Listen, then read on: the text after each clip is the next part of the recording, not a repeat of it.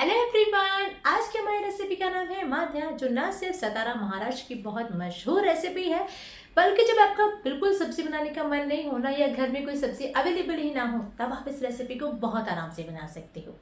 इस रेसिपी का सबसे प्लस पॉइंट यह है कि जब आप कर रहे हो ट्रैवलिंग और आपको चाहिए कुछ ऐसी रेसिपी जो 3 से 4 दिन तक ना तो खराब हो और ना ही उसका टेस्ट चेंज हो, जिसे आप इंजॉय कर सके पराठे, पूड़ी या ब्रेड के साथ में, तो डेफिनेटली आप इस रेसिपी को बना सकते हो। तो चलिए बिना देरी करे शुरू करते हैं हमारी आज की रेसिपी, महाराष्ट्र की फेमस माठ्या। सबसे पहले लीजिए कोई भी एक बर्तन और उसमें डालिए अप्रॉक्स 1 कटोरी जितनी मूंगफली। मूंगफली जो कि प्रोटीन, विटामिन और ऊर्जा का भंडार है। बोन्स को स्ट्रॉन्ग करना हो, डाइजेशन को अच्छा करना हो या फिर करना हो वेट कंट्रोल, मूंगफली ऑलवेज डॉक्टर भी प्रिस्क्राइब करते हैं, राइट। तो बस आप इसको लो स्टीम पर हल्का सा भून लीजिए जब तक कि इसका कलर थोड़ा सा चेंज हो जाए।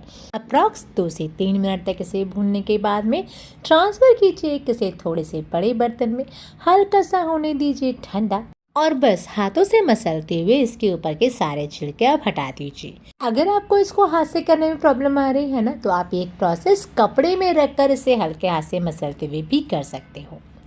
नेक्स्ट, पूरी मूंगफली के छिलके तो हटे नहीं, लेकिन हाँ काफ़ी हद तक मैंने छिलके हटा दिए हैं। अब आप इसे ट्रांसफ़र कीजिए एक मिक्सिंग ग्राइंडर जार में, लगाइए ढक्कन और दीजिए इसे सिर्फ 1 से 2 बार चल। हमें इसका बिल्कुल भूरा पाउडर नहीं बनाना है, हल्का सा इसमें दरदरापन रहना चाहिए।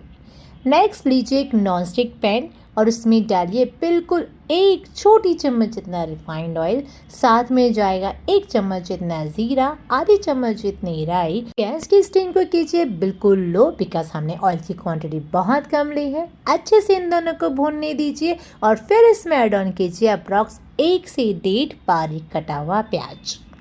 प्याज हल्का सा भुन जाए ना, तब आप लीजिए अप्रोक्स 8 से 10 लहसुन की कलियां, उन्हें बारीक चॉप कर लीजिए और अब इस प्याज के साथ में ही उसे भून लीजिए। ट्रेडिशनली अगर देखा जाए तो इस रेसिपी में काफ़ी ऑयल कंज्यूम होता है, बट मैंने सिर्फ इसे 1 छोटी चम्मच ऑयल में ही बनाया है। नेक्स्ट मैंने इसमें ऐड ऑन किया है 1 चम्मच जितना रेड चिली पाउडर और अगेन थोड़ी देर के लिए मैंने उसे प्याज और लहसुन के मसाले में अच्छे से रोस्ट कर लिया है। इस पूरे प्रोसेस में मुझे टाइम लगा है अप्रॉक्स 1 मिनट का और आफ्टर 1 मिनट आप इसमें डालिए अपनी भुनी हुई कुटी हुई मूंगफली का पाउडर। ध्यान रखिएगा गैस की स्टीम को बिल्कुल लो रखना है, बिकॉज हमने ऑयल बहुत कम मात्रा में डाला है, राइट।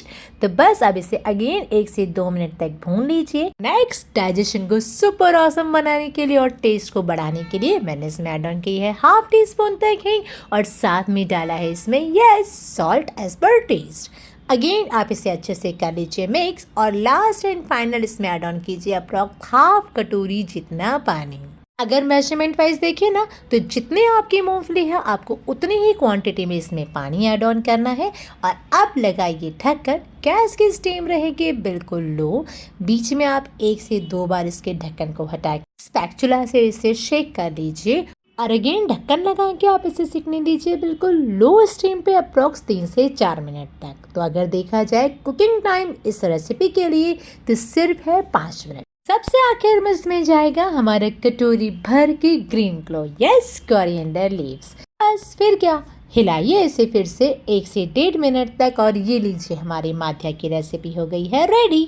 और अगर बात करें महाराष्ट्र की, तो वहाँ पे पाव के साथ में, यानी कि मिसल पाव हो या बड़ा पाव हो, उसके साथ में भी इस चटनी को सर्व ज़रूर किया जाता है।